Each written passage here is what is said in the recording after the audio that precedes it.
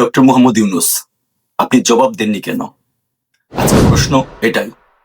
কোনো গুজব না, কোনো দলীয় প্রচারণা না। কথা বলছি জাতিসংঘের আনুষ্ঠানিক চিঠি নিয়ে। 2025 সালের 29শে ডিসেম্বর জাতিসংঘের 3জন মানবাধিকার বিশেষজ্ঞ বেনসোল, মিথু জিলেট এবং মার্গারেট স্যাটারথোয়েট বাংলাদেশের অন্তর্বর্তী সরকারের কাছে একটি আনুষ্ঠানিক চিঠি পাঠিয়েছিল। এটি কোনো সাধারণ কূটনৈতিক চিঠি ছিল না, এটি ছিল অন্তর্বর্তী সরকারের প্রতি একটি আন্তর্জাতিক সতর্কবার্তা। সেখানে প্রশ্ন তোলা হয়েছিল আওয়ামী লীগকে নিষিদ্ধ করা, রাজনৈতিক বক্তব্য ও সমাবেশে বাধা প্রদান, অপারেশন ডেভিল হান্টের নামে নির্বিচারে গ্রেফতার এবং ন্যায় বিচারের অধিকার নিয়ে। এই 3জন সাধারণ কেউ নন। বেনসোল মানবাধিকার ও মৌলিক স্বাধীনতা রক্ষা বিষয়ক জাতিসংঘের বিশেষ প্রতিনিধি, মিথু জিলেট ওয়ার্কিং গ্রুপ অন আরবিটারি ডিটেনশনের যোগাযোগ বিষয়ক ভাইস চেয়ার এবং মার্গারেট স্যাটারথোয়েট বিচারক ও আইনজীবীদের স্বাধীনতা বিষয়ক বিশেষ প্রতিনিধি। তাদের ভাষা ছিল খুবই সুস্পষ্ট। তারা বলেছিলেন আওয়ামী লীগের বিরুদ্ধে নেওয়া পদক্ষেপগুলো সংগঠনের স্বাধীনতা, মত প্রকাশের অধিকার, শান্তিপূর্ণ সমাবেশ, রাজনৈতিক অংশগ্রহণ এবং ন্যায় বিচারের অধিকারের উপর অপ্রয়োজনীয় ও অতিরিক্ত বিধিনিষেধ আরোপ করেছে বলেই প্রতীয়মান হয়েছে। আন্তর্জাতিক আইনের ভাষায় এই কথার ওজন আছে। এটি সাধারণ কোনো পর্যবেক্ষণ নয়, এটি একটি অভিযোগ। চিঠিতে ইউনূস নেতৃত্বাধীন অন্তর্বর্তী সরকারকে এই সকল অভিযোগের বিষয়ে 60 দিনের মাঝে জবাব দিতে বলা হয়েছিল এবং 60 দিন পর তাদের জবাব সহ এই কমিউনিকেশনটিকে পাবলিক করা হবে বলে জানানো হয়েছিল। কিন্তু না, অন্তর্বর্তী সরকার কোনো জবাব দেয়নি। তারা বেছে নিয়েছিল নীরবতার পথ, আর তাই জবাবহীন সেই চিঠিটি এখন পাবলিক করা হয়েছে। নীরবতা সবসময় স্বীকারোক্তি নয়, কিন্তু আন্তর্জাতিক রাজনীতিতে নীরবতা কখনোই নিরীহও নয়। কারণ কোন সরকার যদি সত্যিই বিশ্বাস করে তাদের সিদ্ধান্ত আইনসম্মত, ন্যায়সঙ্গত এবং প্রয়োজনীয়, তাহলে তাদের প্রথম কাজ হচ্ছে জবাব দেওয়া, চুপ করে থাকা না। জাতিসংঘের বিশেষজ্ঞরা খুব সুনির্দিষ্ট কিছু প্রশ্ন তুলেছিলেন।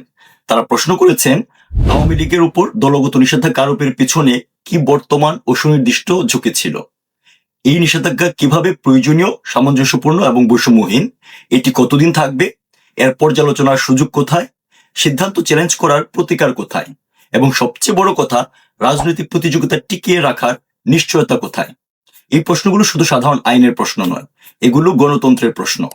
চিঠিতে 2025 সালের 12ই মে শেখ হাসিনা ও অন্যান্য নেতাদের বিরুদ্ধে আন্তর্জাতিক অপরাধ ট্রাইব্যুনালের বিচার কার্য শেষ না হওয়া পর্যন্ত আওয়ামী লীগের সব কার্যক্রম নিষিদ্ধ করার বিষয়টি উল্লেখ করে জাতিসংঘ আশঙ্কা প্রকাশ করেছে এর মাধ্যমে দেশের অন্যতম বৃহৎ রাজনৈতিক শক্তিকে কার্যত নির্বাচন ও জনজীবন থেকে সরিয়ে দেওয়া হয়েছে।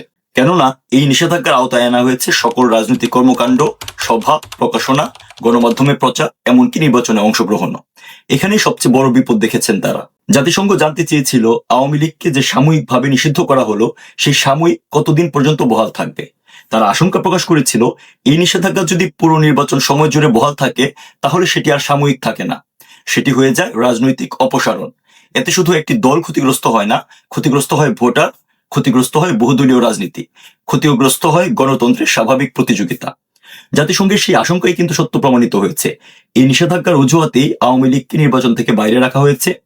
2026 সালের 12ই ফেব্রুয়ারি একটি সাজানো নির্বাচনের মাধ্যমে বিএনপি জামাতের হাতে দেশ তুলে দিয়ে আপাত নিরাপদ প্রস্থান নিয়েছেন ডক্টর ইউনূস। চিঠিতে মত প্রকাশের স্বাধীনতার বিষয়ে গুরুতর উদ্যোগ জানানো হয়েছিল। শান্তিপূর্ণ সমাবেশের ক্ষেত্রেও একই ধারা দেখতে পেয়েছেন জাতিসংঘের বিশেষজ্ঞরা। চিঠিতে তারা বলেছেন একটি বড় রাজনৈতিক দলের বিরুদ্ধে ব্ল্যাঙ্কেট রেস্ট্রিকশন বা সামগ্রিক নিষেধাজ্ঞা কোনো স্বাভাবিক প্রশাসনিক ব্যবস্থা নয়, এটি একটি ব্যতিক্রমী পদক্ষেপ। আর এই ব্যতিক্রমী পদক্ষেপের জন্য শক্ত, নির্দিষ্ট ও বিশ্বাসযোগ্য যুক্তি লাগে। সেই যুক্তি কোথায়, সেই ব্যাখ্যা কোথায়, সেই জবাব কোথায়? চিঠিতে আরো গুরুতর অভিযোগ এসেছে আওয়ামী লীগ নেতাকর্মী ও সমর্থকদের নির্বিচারে গ্রেফতার, কারা হেফাজতে মৃত্যু, আইন শৃঙ্খলা বাহিনী কর্তৃক নির্যাতন, সাংবাদিক ও আইনজীবীদের গ্রেফতার এবং 2024 সালের আগস্টের রাজনৈতিক পালাবদলের পর সহিংসতার ঘটনায় দায়ীদের দায় মুক্তি দেওয়ার অভিযোগও সেখানে উল্লেখ করা হয়েছে। অর্থাৎ প্রশ্নটা কেবলমাত্র রাজনৈতিক প্রতিদ্বন্দ্বিতা নিয়ে নয়, প্রশ্নটা রাষ্ট্রীয় ক্ষমতার অপব্যবহার নিয়ে। শেখ হাসিনার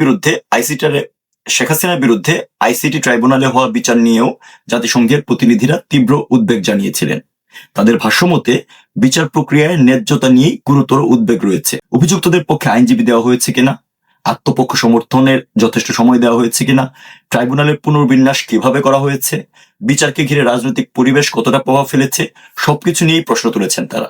সবচেয়ে বড় প্রশ্নটা হলো বিচারটা কি ন্যায় বিচারের জন্য হচ্ছে নাকি রাজনৈতিক উদ্দেশ্যে ব্যবহৃত হচ্ছে। একটি আত্মবিশ্বাসী সরকার জবাব দেয়, একটি দায়িত্বশীল সরকার ব্যাখ্যা দেয়, একটি বৈধ সরকার আন্তর্জাতিক প্রশ্নকে এড়িয়ে যায় না, কিন্তু ইউনূসের নেতৃত্বাধীন অন্তর্বর্তী সরকার এই চিঠির কোনো জবাব দিতে পারেনি, কেননা তাদের কাছে কোনো জবাব ছিল না। তারা জানে এই চিঠিতে আনীত সকল অভিযোগই সত্য, আর তাই বাধ্য হয়ে তারা নিরাপত্তার পথ বেছে নিয়েছিল। অন্তর্বর্তী সরকার 3 দফা জাতিসংঘ মানবাধিকার কমিশনের প্রতিনিধিদের বাংলাদেশে ডেকে এনে মিথ্যা ও বিভ্রান্তিকর তথ্য সরবরাহ করে একটি ফরমাইশি প্রতিবেদনের ব্যবস্থা করেছিল, যার বিনিময়ে বাংলাদেশে মানবাধিকার কমিশনের কার্যালয় স্থাপনের অনুমতি দেওয়া হয়েছে। সেই প্রতিবেদন উল্লেখ করা হয়েছিল জুলাইয়ের কথিত আন্দোলনে 1400 জন মানুষ মারা গিয়েছে। অন্তর্বর্তী সরকার 18 মাস ক্ষমতায় থেকে রাষ্ট্রের সকল প্রতিষ্ঠান ব্যবহার করেও সেই 1400 জন মানুষের নামের তালিকা দিতে পারেনি। অনেক জোগাড় যন্ত্র করে 843 জনের নাম প্রকাশ করেছে, তাতেও রয়েছে অসংখ্য অসঙ্গতি। মৃত অনেককে জীবিত হয়ে ফিরে আসছে, আন্দোলনের সাথে সম্পৃক্ত নয় এমন অনেক মৃত্যুকেও এখানে যুক্ত করা হয়েছে। অথচ শেখ হাসিনার সরকার এই হতাহতের ঘটনা অনুসন্ধানে স্বাধীন বিচার বিভাগীয় তদন্ত কমিটি গঠন করেছিল। ইউনূস ক্ষমতায় এসেই সেটা বাতিল করেছে, এমনকি নিহতদের কোনো ময়না তদন্তও করা হয়নি, বরং জুলাই সন্ত্রাসীদের জন্য দেওয়া হয়েছে ইন্ডিমিনিটি। এটাই প্রমাণ করে এই পুরো হত্যাযজ্ঞের সাথে খুদ ইউনূস এবং তার কোলাবোরেটররাই জড়িত ছিল। এটাই ছিল তাদের মেটিকুলাস ডিজাইন। জাতিসংঘের ফরমাইশি প্রতিবেদনের দোহাই দিয়ে ডক্টর ইউনূস দেশে বিদেশে আওয়ামী লীগকে ক্রিমিনালাইজ করেছে। এই প্রতিবেদনের দোহাই দিয়ে আওয়ামী লীগকে নিষিদ্ধ করা হয়েছে, আইসিটি ট্রাইব্যুনালে আয়োজন করা হয়েছে ক্যাঙ্গারু ট্রায়ালের, দেশব্যাপী আওয়ামী লীগ নেতাকর্মীদের উপর করা হয়েছে পৈশাচিক নির্যাতন। অথচ খুদ জাতিসংঘ থেকেই যখন অন্তর্বর্তী সরকারের এ সকল অপকর্ম এবং মানবাধিকার লঙ্ঘনের বিরুদ্ধে সুনির্দিষ্ট অভিযোগ আনা হয়েছে, প্রশ্ন উত্থাপন করা হয়েছে, তখন সেগুলোর কোনো জবাব ইউনূস দিতে পারেনি। এই জবাবহীনতাই তার বিরুদ্ধে আনীত সকল অভিযোগের সত্যতার ঐতিহাসিক দলিল। তাই আবারও প্রশ্ন করি, ডক্টর মোহাম্মদ ইউনূস, আপনি জবাব দেননি কেন?